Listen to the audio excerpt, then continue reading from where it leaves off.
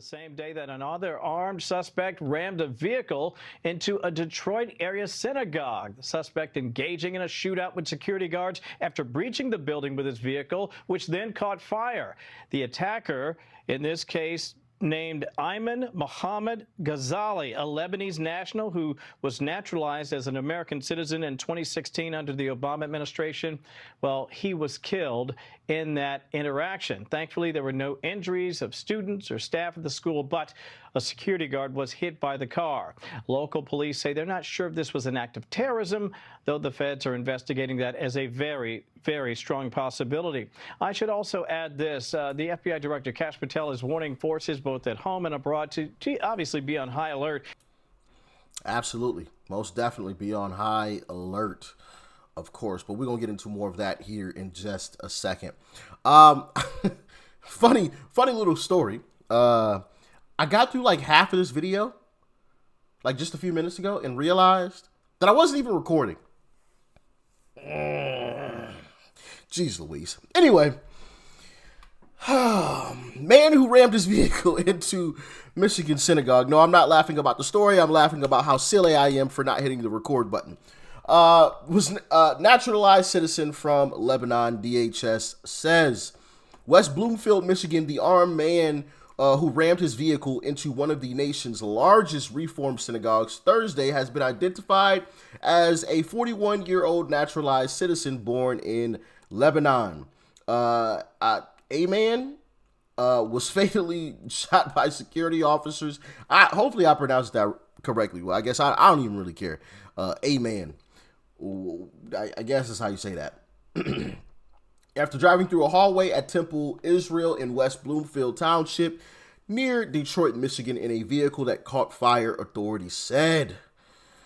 Yeah, crazy stuff, man. Crazy stuff. Driving a vehicle into a synagogue, into any building, right, for that matter. But here's a little more details on what happened following him driving his vehicle into the building. Check it out. At approximately 12:20, Gazali's vehicle gets jammed between hallway walls, and he begins firing through the windshield of his vehicle. Gazali and the first security officer engage in a gunfight through the rear window of Gazali's vehicle. And at this point, Gazali is unable to extract himself due to the vehicle being jammed in the hallway. At approximately 12:22 p.m., a second security officer engages Gazali in a gunfight from the front of the vehicle.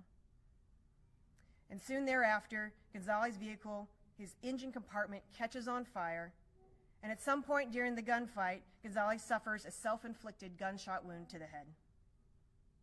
In the bed of the truck, we found large quantities of commercial-grade fireworks and several jugs of flammable liquid we believe to be gasoline, some of which has been consumed in the fire. Crazy. I mean, thank goodness that his vehicle got jammed in a hallway so he couldn't execute on the plan or execute on the mission that he planned for. Because, I mean, I think it's pretty clear what you plan to do when you're running a vehicle into a building and you've got gasoline and fireworks in the back of it, as well as firearms on you, you know, crazy. Also, thank goodness the security, was safe there, because the not only were you engaging with the suspect, but then the crossfire. One guy was in front of the vehicle, another security guy was in the back of the vehicle. They're both shooting at this guy, so the crossfire there can definitely get dangerous in a situation like that. Also, the situation in this country is pretty dangerous because this is all coming at a time where, of course, Democrats have defunded the Department of Homeland Security. Ton of DHS folks, CBP, and so they are on the call and they are doing their jobs. Certainly, we need to fund the Department of Homeland Security, and we need, in my view, to cut away all the conversation on ICE, which is its own conversation, from all the core missions of the Department of Homeland Security. But they're essential. They're on the job. They're working today. Here's the thing about ICE that Democrats aren't telling people. There is no conversation to be had about ICE. ICE has all the funding it needs for the rest of Trump's term. They've got all their funding. This ain't a conversation about funding ICE. This is a conversation about Democrats want to try to put on a good face to their constituents and show them that they're sticking it to ICE because of Renee Good and Alex Pretty. Like, stop it. You guys have defunded the Department of Homeland Security when there's terrorists running around this country trying to put us 6 feet in the dirt. And you're talking about we need to push the ICE conversation to the side. It shouldn't even be a conversation to begin with because ICE doesn't need any more funding. They're already well funded. What are we talking about here? But carry on. That seemed significant, maybe a shift, stripping away the ICE conversation and funding the department? Well, ICE is already funded for the next 3 years, so that conversation should have been stripped away already. For her to say that certainly we need to fund Homeland Security, I agree, but I'm not the one who voted to keep it closed yesterday, which is what she did. There was a vote on this yesterday, which finished, by the way, after the attack in Michigan, in her state. She reacted on social media to that terrorist attack in her state before the vote ended. That kept the Democrat filibuster alive, meaning that the DHS department remains closed. She made that choice to vote to maintain the shuttering, the temporary closing of our Homeland Security Agency. And then she comes on the cameras today and says, oh, well, certainly we need to fund it. She had the chance to do so yesterday, and she chose not to. This was after, by the way, there are 47 Democrats in the Senate. 46 of them voted to maintain their filibuster to keep DHS closed. This is after 4 apparent jihadist attacks on the homeland in the last 2 weeks. 4 homeland attacks in 2 weeks, and nearly every single Democrat in the Senate voted to keep Homeland Security closed. It's astonishing. One of those. Yep, voted to keep it closed to try to stick it to an organization that's already well funded. So, like, them holding out on DHS doesn't affect ICE at all. ICE is still rolling. Still rolling. Now, let's hop into another story. Crazy one at that. ROTC students at Old Dominion University subdued and pine-boxed the individual who left 1 deceased and 2 hurt. Crazy, right? Absolutely wild headline there. I rolled the clip. How was he deceased? There were students who were in that room that subdued him and rendered him no longer alive. I don't know how else to say it, but they basically were able to terminate the threat. So he was not shot? He was not shot.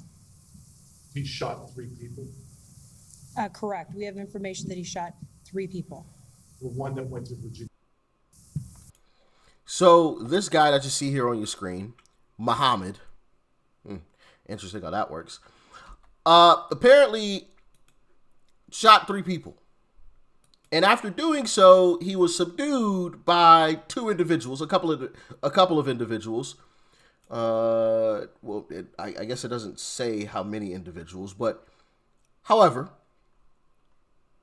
they actually managed to put him 6 feet in the dirt with no guns.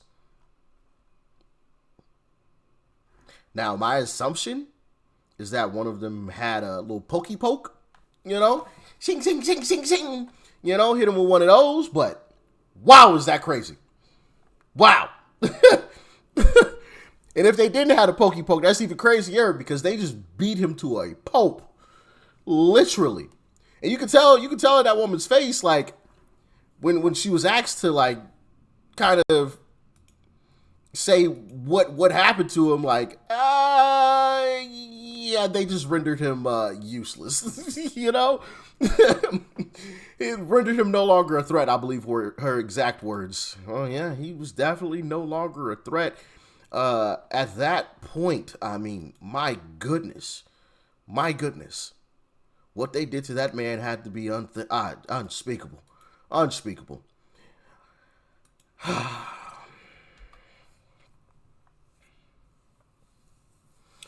America bleeding. 4 Islamic terrorist attacks in just 2 weeks. 2 weeks. You had the Texas bar. which is this one, the Texas bar. You see what it says on the hoodie there. You had the NYC ISIS, which is this. I think I talked about that the other day. Then you had the Old Dominion University, which is this.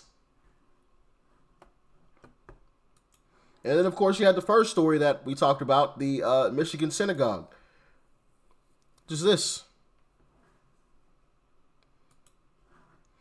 All while Democrats have defunded the Department of Homeland Security.